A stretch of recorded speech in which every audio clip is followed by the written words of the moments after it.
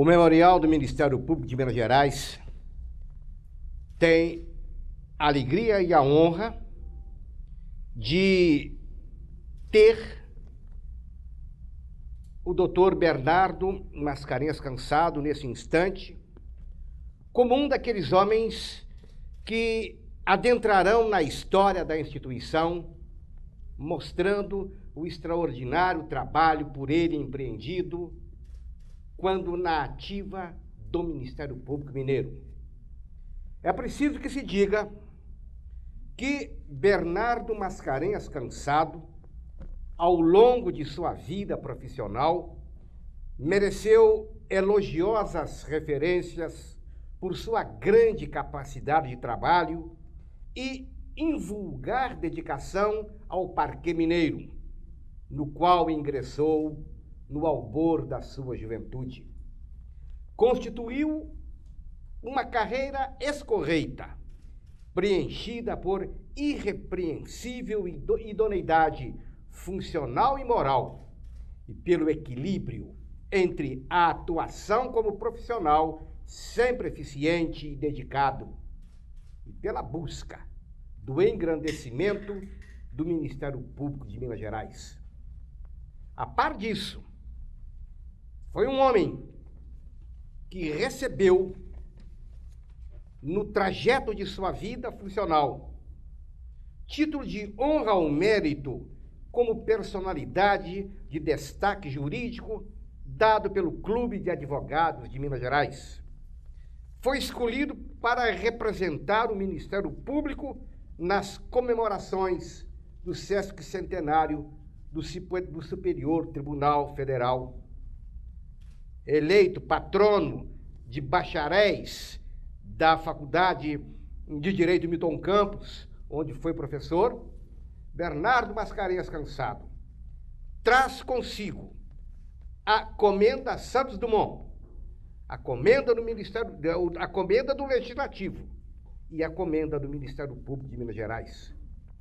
Ademais, é o patrono da medalha Professor Bernardo Mascarenhas Cansado, instituída pela coordenação de estágio da Faculdade de Direito Professor Milton Campos. Este é o homem que está à nossa frente. Meu caro Bernardo, muito prazer em tê-lo aqui, muita alegria em tê-lo aqui, muita satisfação e muita honra. Não queira saber como nós estamos felizes com a sua presença. Eu me sinto muito feliz em ter esta oportunidade de rever amigos nos idos tempos em que eu era promotor na ativa. Com o procurador, tivemos sempre um bom relacionamento. É verdade. E graças a Deus, aqui estou, feliz, tranquilo, e vou levar esse fato, essa nossa vida, para o resto da minha vida. Bernardo não, doutor Bernardo. Bernardo. Como é que foi, como é que se escolhia, você se recorda ainda, como é que se escolhia o corregedor-geral da sua época? Através de eleição. Era o procurador eleito pelo Conselho de Procuradores. E naquela época, na época que seu nome surgiu, houve alguma disputa? Houve oposição? Não. Eu me recordo que eu havia entrado em exercício como procurador de justiça uma semana antes da eleição. E me recordo que o primeiro voto que eu dei no Ministério Público de Minas Gerais foi para a sua candidatura. Sem dúvida. Então, diga-me bem, houve oposição naquela época? Houve alguma luta? Houve alguém que competiu ou queria competir com você? Como é que era? Não, eu não tive assim um candidato quando da minha eleição, porque o doutor Marcelo faleceu pouco antes da eleição.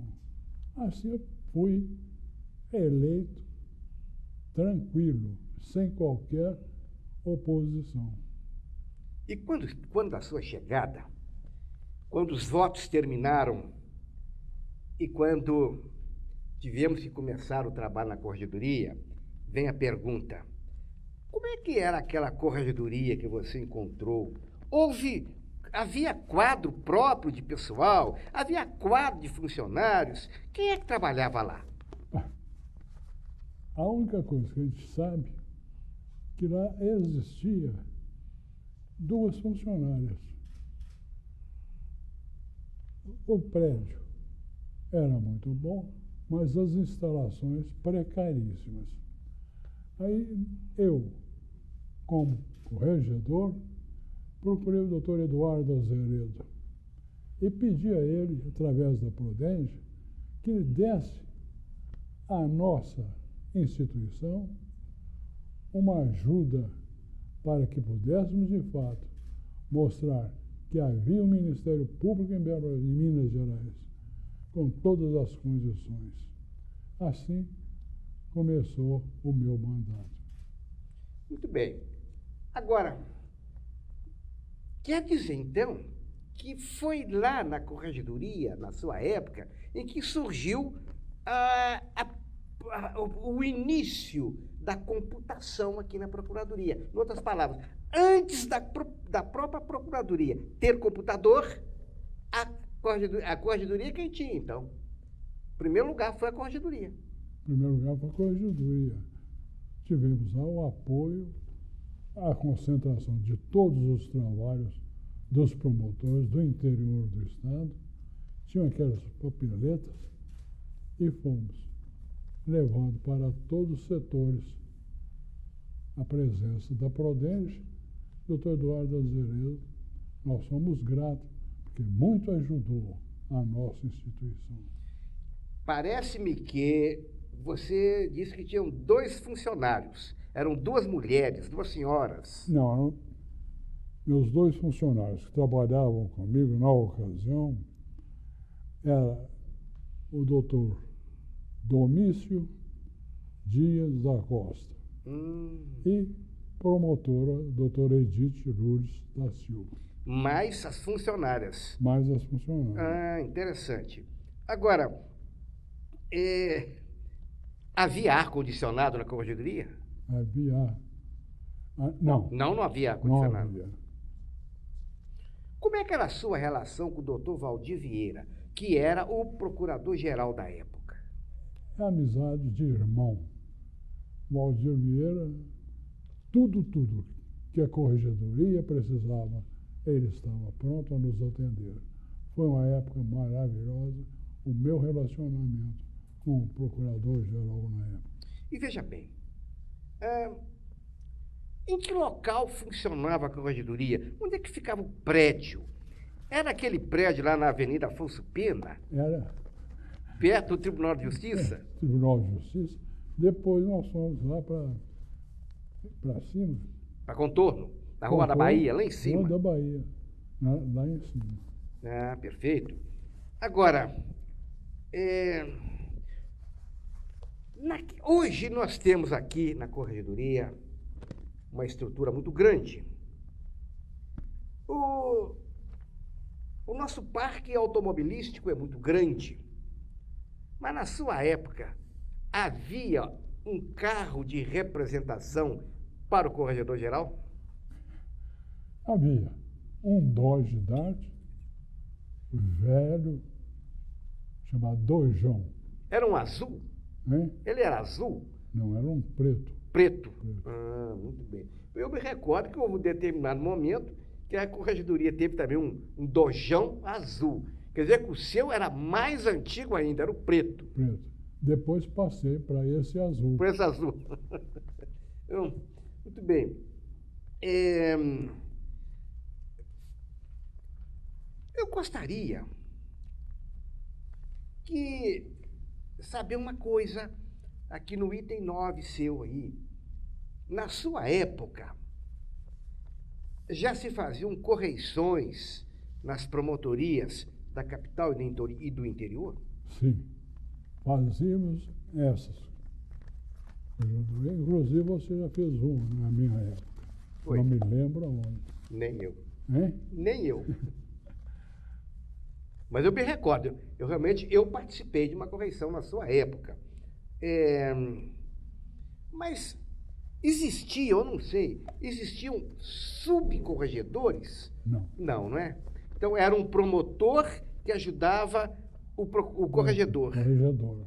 Ele é de toda a minha confiança, Sim. de muita inteligência e disposto ao trabalho a eles conferido. Na corregedoria, durante o seu mandato, ocorreu alguma coisa de destaque, algum fato, algum acontecimento especial? Cabral, foi um acontecimento de muita relevância. Foi a edição da Lei 8.222/82, que deu outro status ao Ministério Público. Foi aquela lei que, em decorrência da Lei Complementar Federal 40, Justo. foi adequada para o Estado de Minas Gerais. Justamente. Que foi como é que se falava na época? Foi, ou era naquela época dito, que tornou-se uma lei quase como uma lei de alforria, de libertação do Ministério Público. Sem dúvida nenhuma. Foi, de fato, a libertação do Ministério Público. Que nós éramos muito dependentes do Tribunal de Justiça. Inclusive, até mesmo para as eleições, havia interferência. Até o tribunal. Até... Diga-me bem, outro detalhe que nós gostaríamos de registrar aqui na história da formação, da estruturação da corregedoria. A corregedoria recebia todo o auxílio do Dr. Valdir Vieira, mas havia algum orçamento específico para a corregedoria? Havia no projeto que foi elaborado, depois tornou-se espera. Mas parte livre, o Ministério Público não tinha, não. Não tinha. Parece-me que isso perdura até hoje, não sei se houve alguma modificação nisso. Eu me recordo que anos mais tarde, quando eu assumi a corregedoria, eu encontrei uma dinâmica extraordinária e que funcionou muito bem. As fichas funcionais. Você que criou aquilo, como é que foi? Como é que você teve aquela ideia? Para acompanhar o andamento dos processos em poder dos promotores. E também, nessa ocasião, foi editada uma papeleta. Essa papeleta vinha todos os dados do promotor que você podia examinar o parecer e quanto tempo aquele processo ficou em poder do promotor ou do procurador. Eu me recordo que aquilo era extraordinário. Reclamava-se muito que o procurador quase não fazia nada quando você criou a papeleta. Mas quando você criou a papeleta com aquela ficha funcional, começaram a reclamar que estavam trabalhando muito. Depois disseram que alguns tinham notas desabonadoras e que por isso cancelaram a papeleta. Isso eu lhe confesso, eu que vivi aquela época, eu lhe confesso que aquele sistema implantado na sua época, se tivesse persistido até hoje, talvez com alguma modificação natural lógico, de adaptação, mas se tivesse continuado aquilo até hoje, a visão que nós teríamos do trabalho funcional dos promotores seria muito bom e muito grande. Sem dúvida nenhuma. Você não acha isso também? Também acho. Acho porque com aquele controle, você tinha condições de chamar o procurador,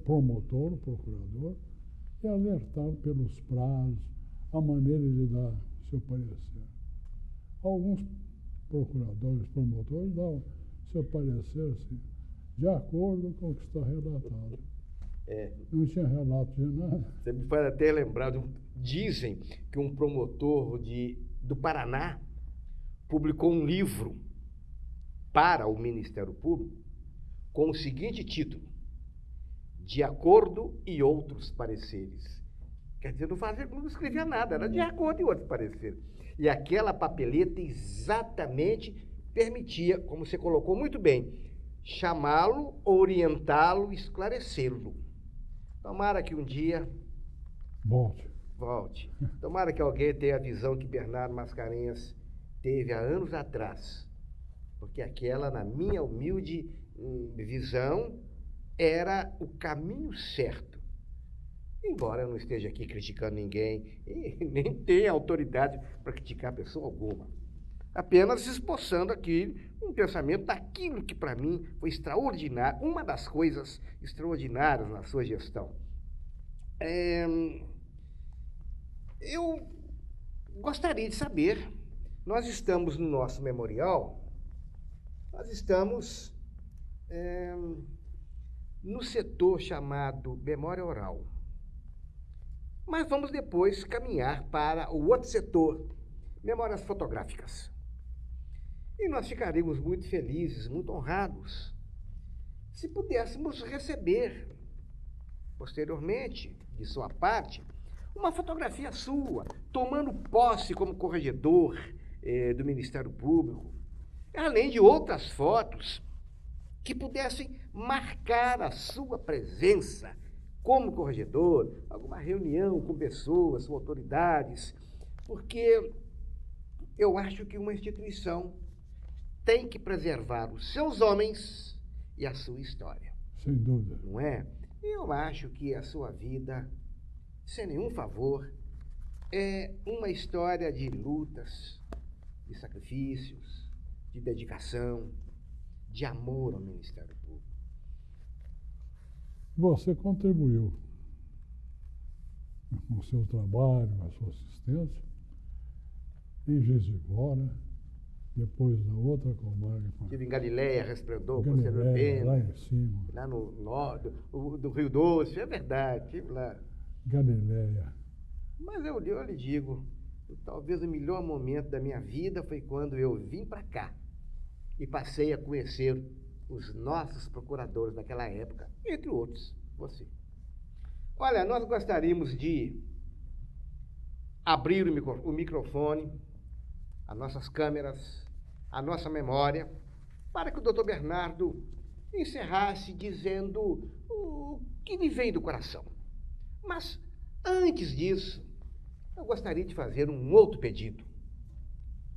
Nós estamos hoje numa situação tal em que temos liberdade, autonomia administrativa, toda autonomia. É o procurador-geral quem assina os atos de nomeação, promoção, remoção. Mas na sua época não era assim. Não. Como é que era naquela época?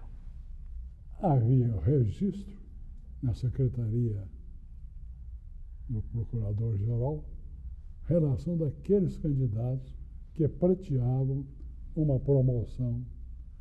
E assim, no dia da reunião do Conselho, aquelas fichas vinham a poder do procurador. E, de acordo com o que estava escrito, fazia-se a votação.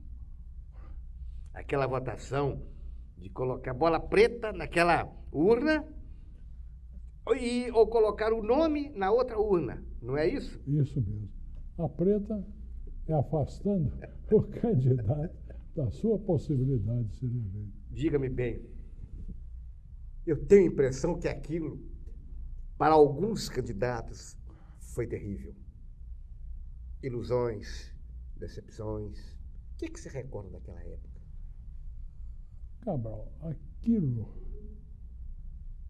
tivemos um conselho em que reuníamos eu, procurador-geral, o secretário, e estabelecia, então, todas as normas para uma futura eleição.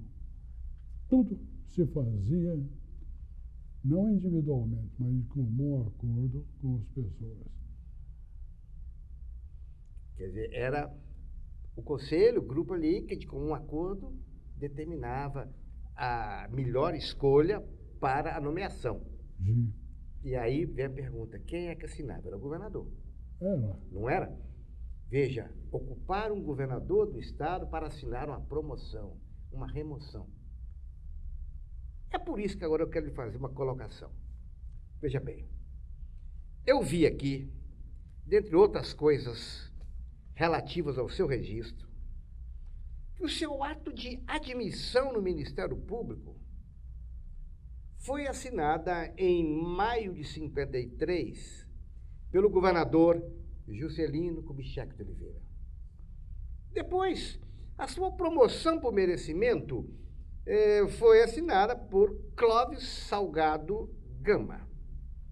Depois, uma remoção ou permuta pelo governador José Francisco Bias Fortes. Mais à frente, uma outra remoção sua foi assinada pelo governador José de Magalhães Pinto. E, por fim, sua promoção final foi pelo governador Israel Pinheiro da Silva. Eu acho que a sua situação é uma situação extraordinária. Todos os grandes governadores da nossa época adentraram na sua vertente no Ministério Público, no sentido de nomeá-lo, promovê-lo ou removê-lo. Assim ficou. Esqueceu do Bias Fortes. Assim, eu bem que vi que tinha uma marca aqui, ó. Remove espontaneamente e vai por aqui. Bias Fortes. Zé Francisco Bias Fortes. Então, veja. Vem a pergunta. Nós estamos criando um memorial. Criando um memorial, e que nós temos que colocar no memorial, dentre outras coisas, também documentos que mostrem essa evolução. Eu confesso que eu fiquei todo orgulhoso quando eu pude doar para o memorial um ato de nomeação meu, como promotor, e o outro de remoção. Um assinado pelo governador Magalhães Pinto e o outro assinado pelo governador Rolão Pacheco. Mas quando eu vejo que todos esses governadores assinaram atos relativos a você, eu fico até com vergonha. É com vergonha, pela grandeza do seu nome à frente desses homens. Então o pedido é este: nos seus alfarrábios, nos seus papéis guardados, além das fotografias que nós já solicitamos, se você tiver guardado esses atos assinados pelos governadores, você poderia doar para o memorial, que nós colocaríamos lá, no momento oportuno e no local oportuno, aqueles atos para mostrar à nova geração do Ministério Público como era difícil anteriormente o avanço na carreira. E essa dificuldade estará sendo mostrada através dos seus atos, em que teve-se que acionar o governador do Estado, o que tomava muito tempo no processo administrativo. Então, o pedido é esse: se nos seus alfarrábios existirem esses papéis, o memorial ficaria muito feliz e muito honrado dando-nos esse material que vai ficar realmente, esteja certo, preservado, como é que se diz, ad perpetuum rei memoriae, vai ficar muito tempo. Cabral, eu não sei aonde eles estão. Eu tenho todos eles. Eu vou fazer uma busca nas minhas coisas e com muito prazer entregarei a você. Muito obrigado. Agora sim, ao encerrar a nossa conversa, como eu disse ao Dr. Bernardo no início, o nosso bate-papo, eu gostaria de que ele encerrasse dizendo o que ele achou da visita, o que ele acha do Ministério Público, qual o seu sentimento em matéria da sua presença, enfim, terminasse dizendo o que o seu coração gostaria de dizer. A Câmara está à sua disposição.